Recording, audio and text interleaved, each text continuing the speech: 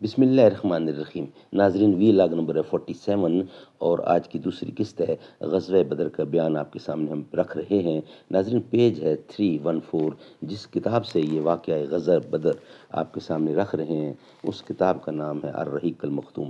ناظرین، غزوہ بدر کبریٰ اسلام کا پہلا فیصلہ کن معرکہ۔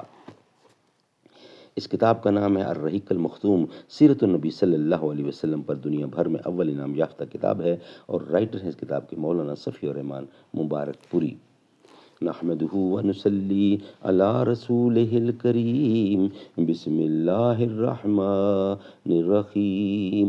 کیا خوب امیر فیصل کو سنوسی نے پیغام دیا، تو نام نسب کا حجازی ہے پر دل کا حجازی بن نہ سکا۔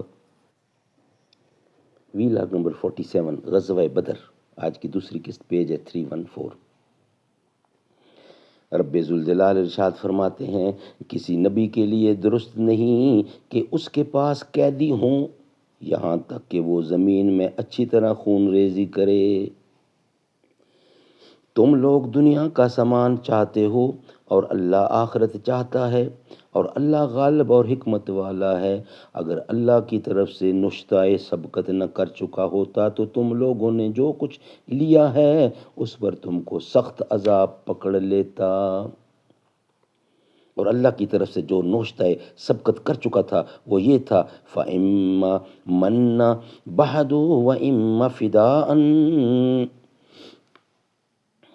47 کی چوتھی آیت، یعنی مشرکین کو جنگ میں قید کرنے کے بعد یا تو احسان کرو یا فدیہ لے لو۔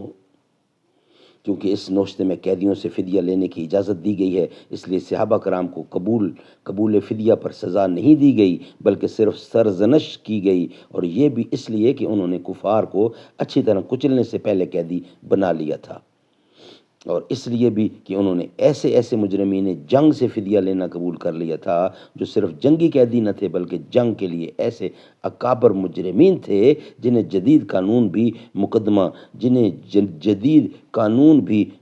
چلائے بغیر نہیں چھوڑتا، اور جن کے متعلق مقدمے کا فیصلہ عموماً سزائے موت یا عمر قید کی صورت میں نمودار ہوتا ہے۔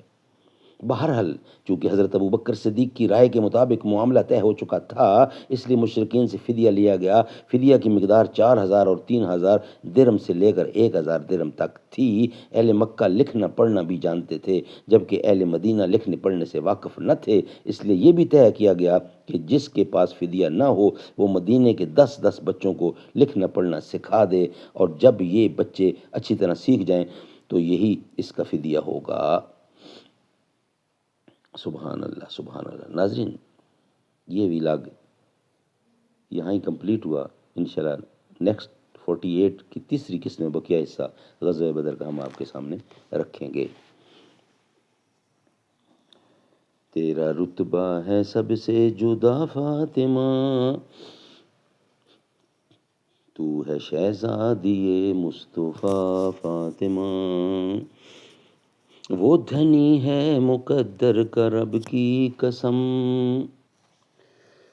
وہ دھنی ہے مقدر کا رب کی قسم، آپ کے در کا جو ہے گدا فاطمہ، میں ہوں شبیر و شبر کے در کا غلام، فضل مولا سے اے سید فاطمہ تیرا رتبہ۔